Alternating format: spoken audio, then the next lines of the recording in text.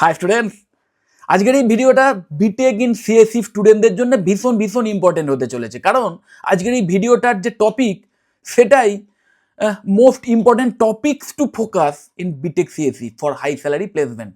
একদম এখানে কোনো টাইপিং মিস্টেক নেই, most important topics to focus.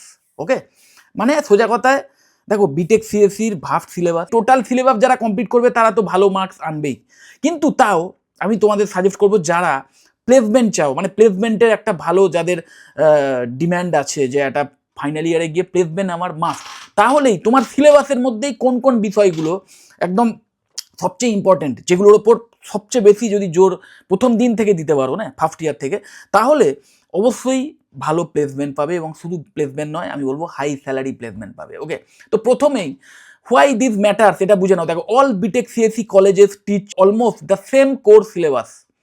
Salary difference comes from how well you master a few critical subjects. Companies test depth, not syllabus completion. কোম্পানির কাছে তুমি syllabus complete করেছো কি না করেছো সেটা জানার কোনো প্রয়োজন নেই। ইভেন কোম্পানির কাছে তুমি গ্র্যাজুয়েট কিনা সেটাও খুব একটা যায় আসে না, সেটাকে জাস্ট একটা মিনিমাম প্যারামিটার হিসেবে রাখা হয় ফিল্টার আউট করার জন্য স্টুডেন্টদের। এইটার জন্যই বেসিক্যালি কোম্পানি যেটা দেখে নেয় যে তোমার মধ্যে কতটা ডেপথ আছে, অলরেডি তুমি কতটা জানো, কতটা কাজ করতে পারো। ওকে, সেটা বেশি ম্যাটার করে। দ্য প্লেসমেন্ট রিয়েলিটি বা রিয়েলিটিটা একটু দেখে না। দেখো, recruiters do not test the full syllabus. 70 to 80% questions come from 5 core subject. Projects plus coding ability decide salary slab. Okay, so প্রথমেই যেটা ইম্পর্টেন্ট ফ্যাক্টর সেটা হচ্ছে DSA, data structure and algorithm, highest salary impact subject. এবং এই ডিএসের মধ্যে এই যে টপিকগুলো আছে, এই যে সাবজেক্টগুলো আছে, এইগুলোর ওপর কিন্তু তোমাদের জোর দিতে হবে। আমি প্রতিটা টপিক আলাদা আলাদা করে ডিসকাস করছি না, ভিডিও অনেক বড় হয়ে যাবে। যদি পার্টিকুলার এখানে যে মানে ওয়ার্ডসগুলো দেখতে পাচ্ছ, arrays, linked list, stack, queue, এগুলো সবই data structure various kind of, then trees, graph, hashing, এগুলো সবই ওই ডিএসের মধ্যেই পড়ে ভেরিয়াস কাইন্ড অফ। তো এইগুলো নিয়ে ইন ডেপথ নলেজ নেওয়া স্টার্ট করে দাও। এইগুলো থেকেই কিন্তু প্রশ্ন আসে ওই প্লেসমেন্ট সেশনে। ওকে, মানে এক্সাম যদি হয় বা ইন্টারভিউয়ের সময় এই সমস্ত বিষয়বস্তুগুলো থেকেই কিন্তু প্রশ্ন আসবে। এই কি না, arrays, link list, stack, queue, trees, graph, hashing, sorting, searching, recursion, greedy, dynamic programming, then time and space complexity, determines entry to product based companies. এই ডিএস এর যে নলেজ, এটাই কিন্তু ইভেন প্রোডাক্ট বেসড যে কোম্পানি, মানে সোজা কথায় IT job যারা চায় তাদের কাছে ড্রিম যে কোম্পানিগুলো, সেখানেও চাকরি পাওয়ার জন্য কিন্তু এই বিষয়গুলোর ওপরই নলেজ কতটা তোমার আছে, কতটা দক্ষতা আছে, সেইগুলোই দেখে নেওয়া হয়। ওকে, দেন অবশ্যই থাকবে প্রোগ্রামিং মাস্টারি। ওয়ান ল্যাঙ্গুয়েজ, যে কোনো একটা ল্যাঙ্গুয়েজকে চুজ করো। দেখো, সিলেবাসে যেটা আছে পাস করার জন্য তোমাদের সেটা তো পড়তেই হবে। ওকে, নাহলে পাস করতে পারবে না। কিন্তু ওই প্রতিটা প্রোগ্রামিং ল্যাঙ্গুয়েজকেই যেন শিখতে যেও না, মানে একদম ইনডেপথে নলেজ নিতে যেও না।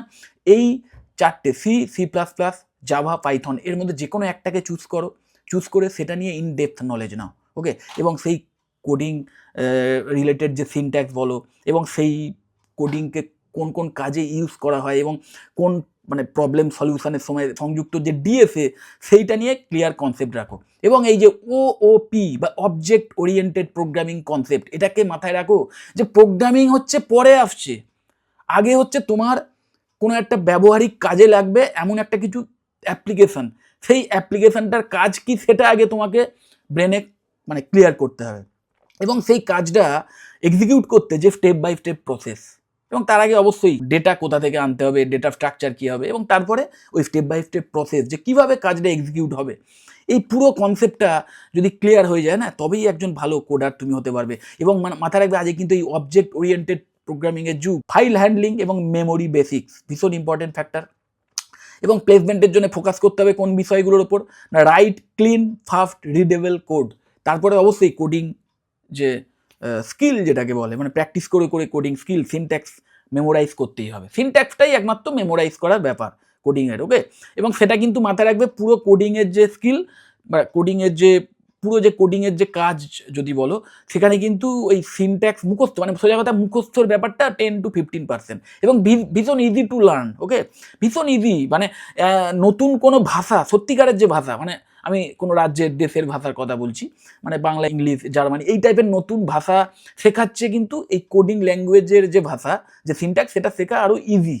ওকে, কারণ এখানে কিছুটা হলেও লজিক তুমি পাবে অনেক ভাষা শেখার ক্ষেত্রে। সেখানে তুমি ভাষাটা এই অমুককে কেন অমুক বলা হয়, বা ওই ওয়ার্ডটা কেন অমুক, এটা অনেক সময় লজিক্যাল হয় না, কিন্তু প্রোগ্রামিংয়ের ক্ষেত্রে সেটার পেছনেও লজিক আছে, যে কারণে এগুলো মেমোরাইজ করাটা অনেক ইজি হয়ে যায়। এবং আমি সাজেস্ট করবো, যদি পাইথনের মতো প্রোগ্রামিং ল্যাঙ্গুয়েজ চুজ করো না, তাহলে এই সিনট্যাক্সের ব্যাপারটা আরও ইজি হয়ে যাবে। খুব কম সিনট্যাক্সেই অনেক বেশি কাজ এক্সিকিউট করা যায়, এবং অলরেডি এর যে স্টোরড লাইব্রেরি, সেই লাইব্রেরি থেকে বিভিন্ন ফাংশন, সেটাকে কল করার জন্য পার্টিকুলার কোনো ওয়ার্ড, সেটাকে মাথায় রেখে দিলে তুমি প্রায় 10 লাইনের কোড না করলেও তোমার চলবে, এরকম একটা ব্যাপার। তো পাইথন প্রোগ্রামিং ল্যাঙ্গুয়েজটা আমি বলবো, যদি সিনট্যাক্স মেমোরাইজ করতে তোমার অসুবিধা হয় তাহলেও ভালো, প্লাস এই পাইথন একটা ইউনিভার্সাল প্রোগ্রামিং ল্যাঙ্গুয়েজ, যার মাধ্যম দিয়ে তুমি যে কোনো সফটওয়্যার অ্যাপ্লিকেশান তো বানাতে পারবে, এআই ডিভাইস বানাতে পারবে, এআই টুলসের কাজে লেগে যাবে, এআই এমএল ইঞ্জিনিয়ারিংয়ের কাজে লেগে যাবে, ইভেন কোয়ান্টাম কম্পিউটিংও এই পাইথন প্রোগ্রামিং ল্যাঙ্গুয়েজ কাজে লাগে। সো পাইথনটা কিন্তু অবশ্যই একটা খুব মানে রেকমেন্ডেড প্রোগ্রামিং ল্যাঙ্গুয়েজ বলবো। এই চারটের মধ্যে যে কোনো একটার উপর জোর দিতে বলছি, তো আমি সাজেস্ট করবো পাইথনকে যদি তোমরা চুজ করো, সেটা বেটার হবে। এবং পাইথন শেখার যে রিসোর্স, যে মানে সোজা কথা ওপেন সোর্স যে প্ল্যাটফর্মগুলোর মাধ্যমে তুমি পাইথন সম্পর্কে নলেজ পাবে বা প্র্যাকটিস করতে পারবে, সেটারও পরিমাণ কিন্তু অন্যগুলোর তুলনায় বেশি, কারণ ভীষণভাবে ওয়াইডলি ইউজড, এবং এর যে ওই লার্নিং রিসোর্স, সেগুলো কিন্তু ভীষণভাবে অ্যাভেলেবেল। ওকে, তো যাই হোক, এইভাবে কোডিং স্কিলটা কিন্তু অবশ্যই বিল্ড করতে হবে। Debug confidently under time pressure, একদম টাইমের মধ্যে কিন্তু ডিবাগের যে ব্যাপারটা, যে কোথাও ভুল হলেও সেই ডিবাগিং যে ব্যাপারটা, সেটা কিন্তু তোমাকে প্র্যাকটিস করে করে সেই টাইমটা কমাতে হবে। সোজা কথায় রুল কি না, ওয়ান ল্যাঙ্গুয়েজ অ্যাবসলিউট কমান্ড, যে কোনো একটা ল্যাঙ্গুয়েজ সেখানে মাস্টারি হাসিল করতে হবে। ডেটাবেস ম্যানেজমেন্ট সিস্টেম, ডিবিএমএস, ভীষণ ইম্পর্টেন্ট। এবং এই ডিবিএমএস এর মধ্যে যে বিষয়গুলোর ওপর তোমাদের জোর দিতেই হবে, core syllabus topics. Okay, ER models and normalization, then SQL, then transaction and indexing. Why it matters? Asked in almost every backend interview. Essential for real world software role. নিশ্চয়ই আজকে ডেটা দিয়েই চলছে পুরো ব্যাপারটা, বুঝতেই পারছো যে কোনো অ্যাপ্লিকেশন বা সফটওয়্যারের পেছনে সিনট্যাক্সের যত না রোল আছে, তার চেয়ে আরও অনেক অনেক বেশি রোল এই ডেটার আছে। তো সেই ডেটাকে কি করে ম্যানেজ করতে হয়, ডেটাবেস ম্যানেজমেন্ট সিস্টেম, ওকে, সেটা সম্পর্কে একটা গভীর নলেজ তো রাখতেই হবে। তো অবশ্যই এই টপিকটা নিয়েও তোমাদের সিলেবাসে যা যা পাবে খুব ডেপথে পড়বে। দেন থাকবে ওএস, অপারেটিং সিস্টেম, ভীষণ বেসিক জিনিস, এবং এক্স্যাক্ট সিলেবাস যেটা আছে তার মধ্যে থেকে এই বিষয়গুলোর উপর আলাদা করে জোর দেবে। Okay, process versus thread, CPU, scheduling, deadlock, memory management, virtual memory. Then অবশ্যই কম্পিউটার নেটওয়ার্ক থাকবে। সিলেবাস এসেন্সিয়ালস কী কী না, OSI and TCP or IP model, HTTP, TCP versus UDP, এবং client server model. Why companies ask this explains how real software works on the internet. ইন্টারনেটে কীভাবে software কাজ করে, প্লাস ক্লাউড বেসড নলেজ তোমার আছে কিনা, ক্লাউড কম্পিউটিংয়ের নলেজও তোমার আছে কিনা, সেটা দেখে নেওয়া হয়। ক্লাউড বেসড কম্পিউটিংয়ের নলেজটা এখন মোরাললেস যে কোনো ফিল্ডেই এসেন্সিয়াল হয়ে গেছে, মানে বিশেষ করে আইটি রিলেটেড। তো অবশ্যই সেইটা দেখে নেওয়ার জন্যই কিন্তু এই পার্টগুলো ভীষণ ইম্পর্টেন্ট, এর উপরে কিন্তু নলেজ রাখতে হবে। এবং অবশ্যই common in technical interview, technical যে ইন্টারভিউ হয় সেখানেও খুব কমনলি এই সমস্ত বিষয় থেকে কিন্তু প্রশ্ন আসে। ল্যাবস অ্যান্ড প্রজেক্ট ভীষণ ইম্পর্টেন্ট, এর ওপরই কিন্তু স্যালারি ডিপেন্ড করে, স্যালারি মাল্টিপ্লাই হয় যদি তোমার ল্যাব ওরিয়েন্টেড কাজকর্মের প্রতি ভালো একটা দক্ষতা থাকে না। এবং তার সাথে সাথে যে প্রজেক্ট, বারবার বলছি, যদি তুমি রিয়েল প্রজেক্ট দেখাতে পারো, যে গিটহাবে রাখা যে প্রজেক্ট, সেগুলো তুমি সত্যি বানিয়েছো এবং সেটাকে প্রুফ করতে পারো, যদি পরে এক্সপ্লেন করতে পারো ঠিকঠাকভাবে, সেগুলো ডকুমেন্টেশন যদি ঠিকঠাক থাকে, এবং তুমি যদি থ্রু আউট 4 ইয়ার্স এইভাবে প্রজেক্ট করে থাকো নিজে, এবং কারণ গিটহাবে সেখানে কোনো চালাকি চলে না, নিশ্চয়ই জানো যে গিটহাবে, এই কারণেই গিটহাব বারবার বলি যে গিটহাব পুরো প্রমাণ যে তুমি কিভাবে স্টেপ বাই স্টেপ শিখেছো, বা তুমি শেখার জন্য কি করতে পারো। ইভেন তুমি শিখতে শিখতে কোথাও আটকে গেলে আবার কতটা অ্যাগ্রেসিভলি চেষ্টা করো, মানে সেই থেমে থাকা থেকে আবার এগিয়ে যাওয়া, বা কোথাও ভুল হলেও সেটাকে ঠিক করার জন্য যে আবার উঠে দাঁড়ানো, সেটাও বা তুমি কতটা করেছো, তার একটা ব্লু প্রিন্ট বলতে পারো, বা তার একটা ইতিহাস বলতে পারো ওই গিটহাব। তো গিটহাবকে যদি ঠিকমতো ইউজ করে প্রজেক্ট রিলেটেড কাজকর্ম করে থাকো, তাহলে সেটা কিন্তু তোমাদের এই স্যালারিতে ভীষণ ইম্প্যাক্ট ফেলবে। ওকে, এবং এই তোমাদের সিলেবাসেই যেগুলো রয়েছে, দেখো প্রোগ্রামিং ল্যাবস রয়েছে, ডিবিএমএস ল্যাবস রয়েছে, মিনি প্রজেক্টস রয়েছে, মেজর প্রজেক্টস রয়েছে। মাথায় রাখবে ওই কোর্স চলাকালীন না, আমি দেখেছি এই প্রজেক্ট বা ইন্টার্নশিপ এইগুলোকেই সবচেয়ে বেশি ইগনোর করে স্টুডেন্টরা, এবং কলেজেও অনেক ক্ষেত্রে দেখে যে স্টুডেন্টরাই যখন চাইছে না আমাদের কি দরকার, এরকম টাইপের মেন্টালিটি দেখায়। তো আমি বলবো এটাই কিন্তু মেন, এই প্রজেক্টের মাধ্যমে প্রথম কথা তুমি রিয়েল ওয়ার্ল্ড এক্সপিরিয়েন্স পাবে।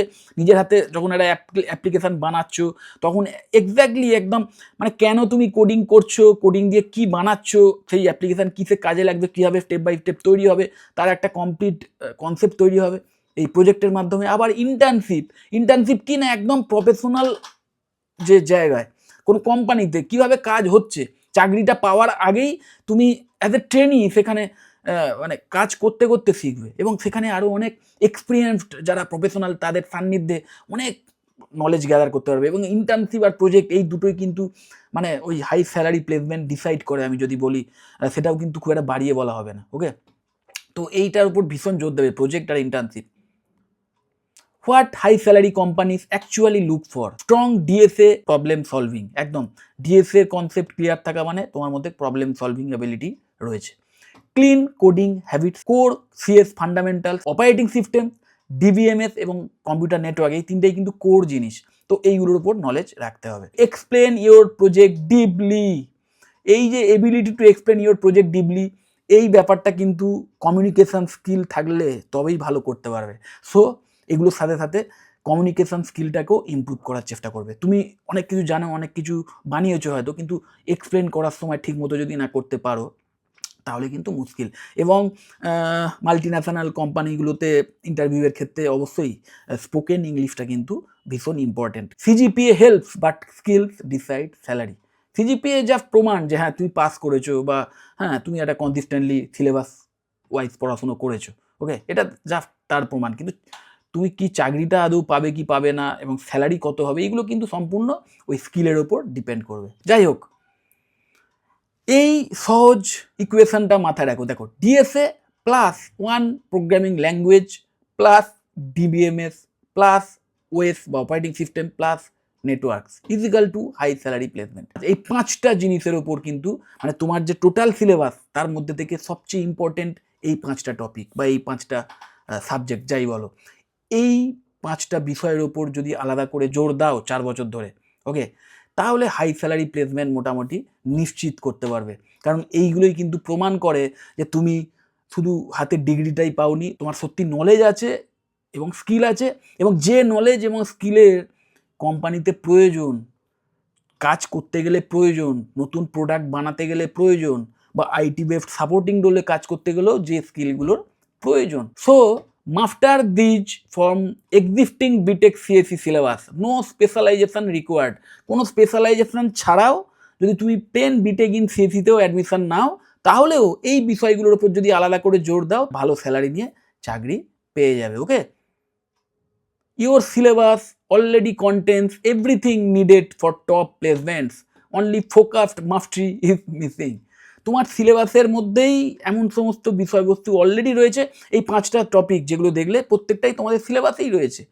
তো আলাদা করে নতুন মানে বাইরে গিয়ে কিছু এক্সট্রা স্কিল বিল্ড করতে হবে সেটা নয়, জাস্ট নিজের সিলেবাসের মধ্যে এই জিনিসগুলোর উপর যদি জোর দাও তাহলেও কিন্তু দুর্দান্ত কেরিয়ার করতে পারবে। ওকে, তো যাই হোক, যদি পার্টিকুলার এই সিলেবাস রিলেটেড বিষয়ে কোনো কোশ্চেন থাকে, বা এই বিটেক সিএসসি বা বিটেক সিএসসির কোনো স্পেশালাইজেশন নিয়ে কোনো কোশ্চেন থাকে, বা অন্য কোনো বিটেকের ব্রাঞ্চ সংক্রান্ত কোনো প্রশ্ন থাকে, বা কোনো কলেজ সম্পর্কে যদি কোনো কোশ্চেন থাকে, অবশ্যই আমাকে কল বা হোয়াটসঅ্যাপ করতে পারো, আমি তোমাদের কমপ্লিট ইনফরমেশান দিয়ে দেওয়ার চেষ্টা করবো।